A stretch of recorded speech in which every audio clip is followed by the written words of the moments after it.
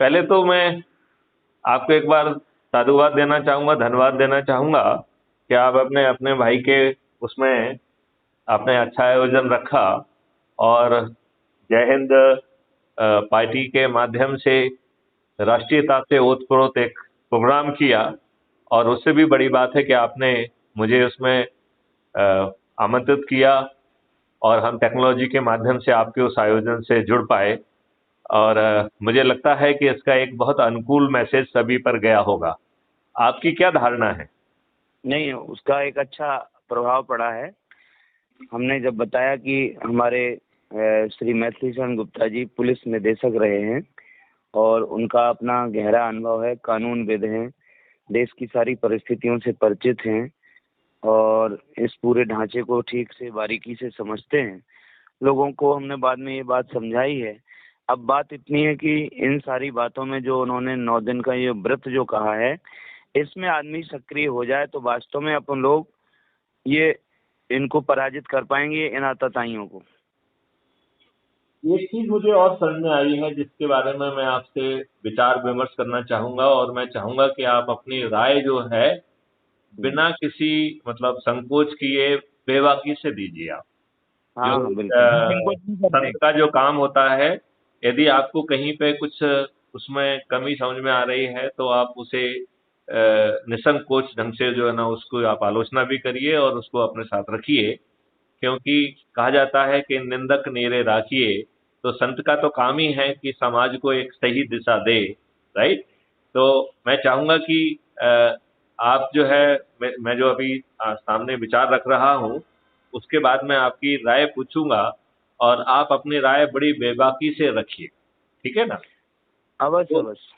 तो मुझे क्या लग रहा है कि हम लोग जिनको अप्रोच करते हैं वो वो लोग हैं जो समर्थ लोग हैं। वो आज की व्यवस्था में उन्होंने कुछ कमा लिया है और उन्होंने चूंकि कुछ कमा लिया है तो वो उसे खो जाने के डर से थोड़े से भयभीत रहते हैं। राइट।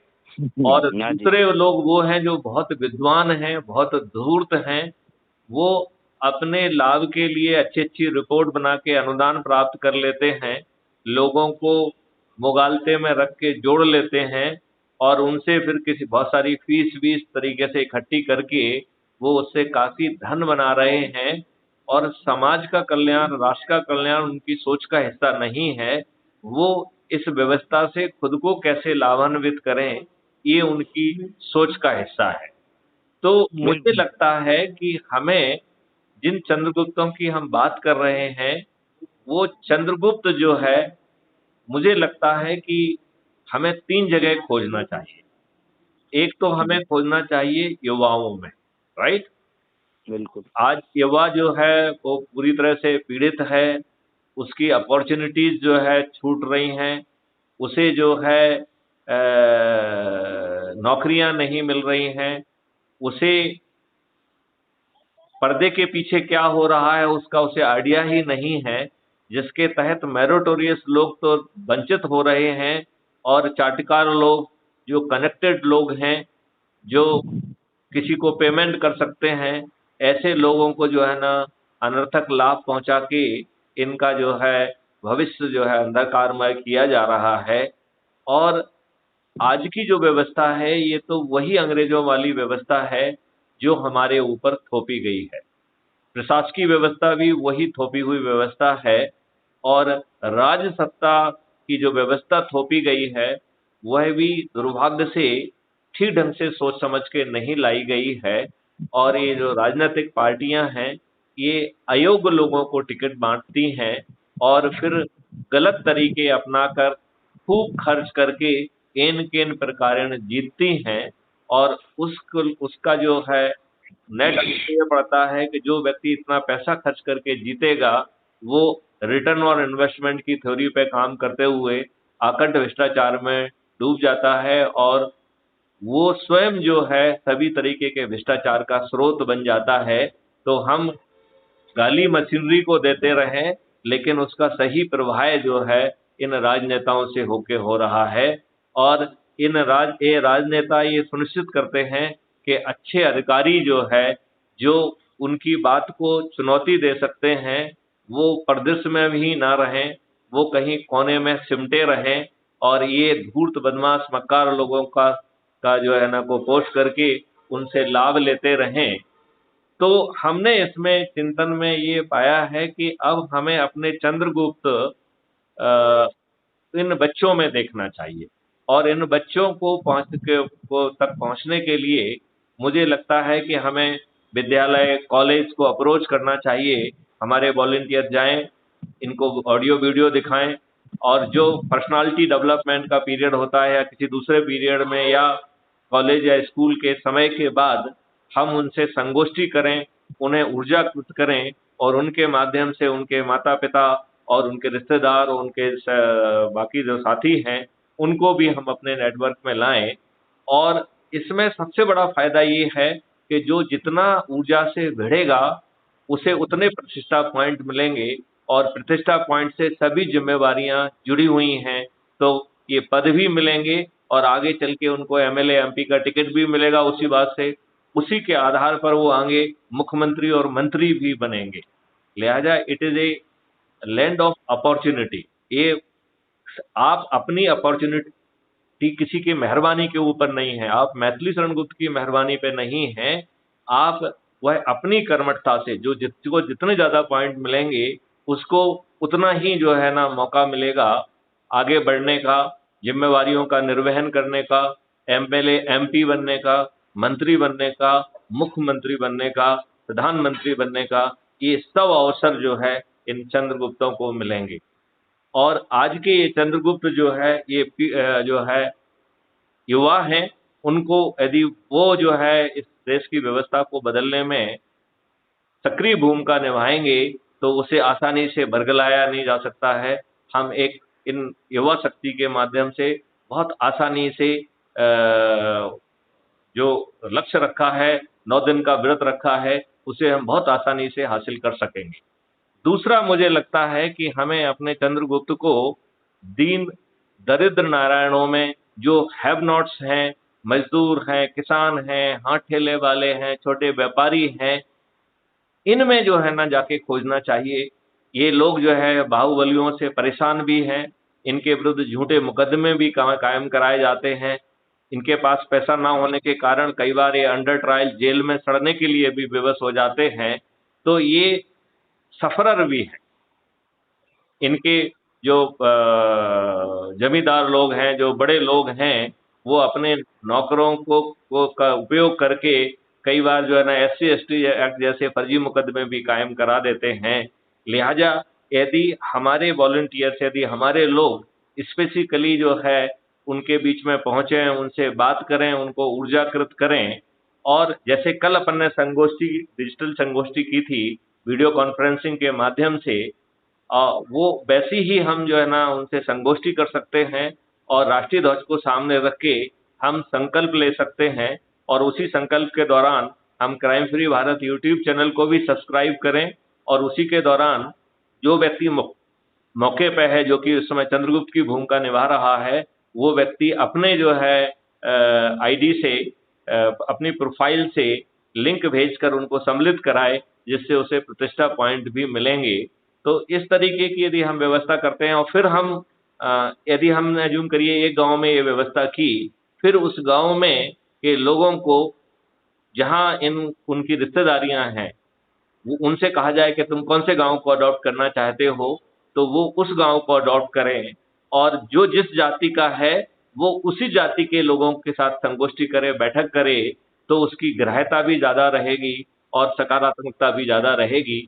और इस दौरान जो कुछ प्रश्न आते हैं जिनका जवाब वो नहीं दे पाते हैं, तो उसमें मुझे वीडियो कॉन्फ्रेंस में जोड़ सकते हैं या उनके लिए हम स्पेसिफिक वीडियो कॉन्फ्रेंस कर सकते हैं, या जब हम राष्ट्रीय ध्वज को सामने रख के संकल्प ले रहे हैं तो उस संकल्प में भी हम जो है लिंक के माध्यम से जुड़ जाएंगे, हम जो है ना टीचमेंट ऐप के माध्यम से जुड़ जाएंगे, ऐसी व्यवस्था हम कर पाएंगे।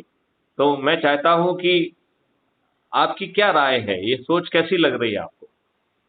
नहीं, बिल्कुल आपने जो पूरा विषय रखा है इसमें हो सकता है ये इसमें कोई भी नकारात्मक हमारा विचार नहीं है। हम इस बात को अच्छी तरह से स्वीकार करते हैं कि ऐसा उत्साहपूर्वक करने से ये सब हो सकता है, युवाओं में खोजा जा सकता है। बेरोजगार पढ़े लिखे युवा जो कुंठित हो रहे हैं, उनको हम इस तरह से एक श्रेष्ठ कल्पना जो अपनी है सुप्रबंधन की, व्यवस्था परिवर्तन की, उसमें इनकी ऊर्जा का बेहतर सदुपयोग किया जा सकता है। पर उनकी योग्यता को बढ़ाना पड़ेगा और उनको हमें प्रशिक्षित करना पड़ेगा, उन्हें लक्ष्योन्मुखी प्रवाह से जोड़ना पड़ेगा। अभी वो बेचारे कुंठित हो रहे हैं जी, है ना। देखिए मेरा इसमें सोचना है, जो आपकी बात है बिल्कुल बहुत सही है। मेरा केवल इसमें इतना ही सोचना है कि पहले आप जो है उन नियम कानून पॉलिसी और उनको यदि बदलेंगे तो आप उनका ज्यादा जो है भला कर पाएंगे। आप बड़ी आसानी से 6 महीने से 1 साल के अंदर अपराध मुक्त भारत, साइबर क्राइम मुक्त भारत कर सकते हैं। आप 1 साल के अंदर जो है एक्सपेंडिचर फ्री चुनाव व्यवस्था ला सकते हैं। आप बहुत आसानी से, क्योंकि ये सब काम जो है पार्लियामेंट के अंदर बैठकर करना होंगे। अन्यथा हम इनसे जो है ना भीख मांगेंगे और या तो ये करेंगे ही नहीं या उसको पॉलिटिकल तरीके से करने की कोशिश करेंगे और उसमें भी जो बंदर बांट करके लाभ लेने की कोशिश करेंगे, राजनीति करने की कोशिश करेंगे। और अब तो हमें जो है, मुझे लगता है कि ये एनर्जी जागृत करके पहले हमें वो ऊर्जा हासिल करना है और हमें जो है निश्चित रूप से बिना जो है खर्च किए इनको इनसे अनुनय विनय प्रार्थना करने की हमारी स्थिति बनना चाहिए। आप तो ये आपकी प्रार्थना भी सुनने के लिए तैयार नहीं है, और फिर यदि ये प्रार्थना नहीं सुनते हैं तो इनको विवश करने की स्थिति होना चाहिए। और फाइनली तो धर्म युद्ध के तहत बिना खर्च किए हम इनको पराजित कर पाएं और अधिकांश लोगों की जमानतें जब्त हों। हम ऐसी स्थिति यदि निर्मित करेंगे तो बाकी समाधान अपने आप आ जाएंगे, क्योंकि उनके मॉडल्स तो बने हुए हैं। वो मॉडल सोचने की जरूरत नहीं है, वो मॉडल क्राइम फ्री भारत ने ऑलरेडी बना के रखे हुए हैं। उनको और रिफाइन करके, उनको और परिष्कृत करके उसे कानून का शेप दे दिया जाएगा। और जैसा आपने मुझे सुना है कि हमारी प्रॉब्लम जो है, लोग बाग धर्म को, जाति को अपने राजनीतिक लाभ के लिए यूज कर रहे हैं, दंगे कराकर, लेकिन समस्या का समाधान नहीं कर रहे हैं। मुझे बड़ी पीड़ा होती है जब मैं स्पेशली वर्शिप प्लेसेस एक्ट की बात करता हूँ। वर्शिप प्लेसेस एक्ट 1991, जो कि नरसिम्हा राव की बैसाखी गवर्नमेंट, कॉलिशन गवर्नमेंट ने इसे बनाया था, और उसमें भारतीयों को, जिनको पिछले 11 वर्षों में बार बार जो है आतताइयों और आक्रमणकारियों ने उनकी नृशंस हत्याएं की, उनकी महिलाओं के साथ बलात्कार किए, उनके मंदिरों को तोड़ा, और केवल इतना ही नहीं बल्कि यहाँ से महिलाओं को ले जाकर 2-2 दीनारों में बेचा, और ऐसे स्तूप भी लगाए जो आज भी विद्यमान है। वहां पर जो है वर्शिप प्लेसेस एक्ट एक घिनौना एक्ट है, जो कह रहा है कि आपको न्याय की भीख मांगने का भी अधिकार नहीं है। उसका सेक्शन 4 कहता है courts are debarred from taking cognizance, मतलब न्यायालयों को आपकी निवेदन पे, आपकी प्रार्थना पे, आपके जो है उस पर संज्ञान लेने का अधिकार भी नहीं है। तो इन दुष्ट राजनेताओं ने आपको न्याय की भीख मांगने लायक भी नहीं छोड़ा गया है। और इन्होंने दूसरे तरीके से ये भी कहने की कोशिश की है कि हे भारतीय गुलामों, और हे भारतीय गुलामों की भारत माता, तू गुलामों की मां है। जो समय समय पर आतताई और आक्रमणकारी आए हैं और जो उन्होंने आपके चेहरे पर जख्म किए हैं, तू उन्हीं जख्मों के साथ जी। मैं जब वर्शिप प्लेसेस एक्ट को देखता हूं तो मेरे मन में ये भाव उठते हैं। आपका क्या कहना है इस बारे में? बिल्कुल सही बात, अक्षरशः सही, अक्षरशः सही कह रहे हो। तो आप ये बताइए कि आप क्या भूमिका जो है ना निभाएंगे जिससे कि हम ये जागृति ला पाएं, क्योंकि हमने इन पूरे चीजों को 3 भागों में बांटा है और तीसरा पूरी तरह से आपका कार्यक्षेत्र है। तो पहला, जैसे मैंने कहा कि हमने युवाओं को, विद्यार्थियों को टारगेट करने की बात कही है। दूसरे में हमने उन दरिद्र नारायणों की बात कही है जिसमें हमारे गरीब, मजदूर, किसान, छोटे व्यवसायी, हाथ ठेले वाले, इस तरीके के छोटे छोटे लोग जो आज की अव्यवस्था से बहुत ज्यादा पीड़ित हैं और उनके ऊपर भर भर के अत्याचार भी किए जा रहे हैं और उनको फ्रीबी का नाटक करके उनकी सेल्फ एस्टीम को भी कुचला जा रहा है। तो मुझे जो है अच्छा, और तीसरा जो क्षेत्र मुझे लगता है वो आपका क्षेत्र है। उसमें वो ऐसे धर्मावलंबी लोग जो कि सोशल मीडिया से भी दूर रहते हैं, बाकी से भी दूर रहते हैं, वो प्रवचन के लिए, कथा के लिए, इसके लिए, उसके लिए जुड़ते हैं, तो वो एक बड़ी अच्छी जो है संख्या है जिसमें एजेड लोग हैं, वो अपना मोक्ष चाह रहे हैं, उनके पास समय काटने का भी तरीका ठीक नहीं है। तो प्रवचन के साथ साथ यदि हम उन्हें जागृत करके अपराध मुक्त भारत से जोड़ते हैं और उनमें भी चंद्रगुप्त का जो है ना ऊर्जा पैदा करते हैं, तो संभवतः हम अपने लक्ष्य को ज्यादा आसानी से और ज्यादा जल्दी से ग्राह्य कर पाएंगे। तो अब मैं चाहूंगा कि तीनों स्ट्रेटेजीज के बारे में आपका क्या कहना है? बिल्कुल ठीक है। ये हमारा वाला जो विभाग है, सत्संग के माध्यम से लोगों को राष्ट्रीयता की भावना से जोड़ा जाए कि भाई हम तो ये प्रार्थना कराते हैं सबसे, और इस पर ही हम जोरदार तरीके से लोगों से अपेक्षा रखते हैं कि हम वर्तमान में स्वयं जिम्मेदार इकाई के रूप में हैं। जो हमारे पूर्वज संघर्ष करते रहे न्याय की स्थापना के लिए, वो तो संघर्ष करके आज हम उनके गीत गा रहे हैं, उनकी यशस्विता के, उनका कीर्तिमान हम देख रहे हैं, पढ़ते हैं, उनके चरित्रों को सुनते हैं। पर हमें भी उसी प्लेटफॉर्म पर खड़े होके अपने दायित्व निर्वाह करने की जरूरत है। नहीं तो हम सिर्फ और सिर्फ दूसरों की वाहवाही करते रहेंगे और हमारे नीचे की जमीन खिसकती रहेगी, तो क्या मतलब निकलेगा। तो चलिए, जो है दयाशंकर महाराज जी, मैं आपसे प्रार्थना करता हूँ कि आप अपनी सामर्थ्य के हिसाब से योजना बनाइए और हम आगे उसे जमीन पर उतारने के लिए प्रयासरत रहेंगे। सुंदर बात। चलिए, जय हिंद, जय भारत, वंदे मातरम। वंदे मातरम।